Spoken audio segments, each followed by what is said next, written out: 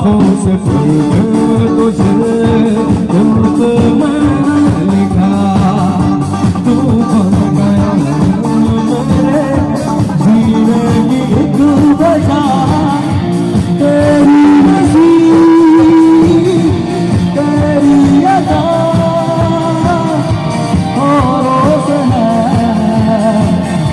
दिल तू जुदा। এক্স্যাক্টলি তার আগে এত সুন্দর আমাদের ব্যান্ড যে দাদারা বাজাচ্ছে তাদের জন্য একটা বড় করে হাততালি। এবার আপনাদের সবার জন্য একটা বড় করে হাততালি। Thank you so much. এইবার গানে ফিরে আসি। ও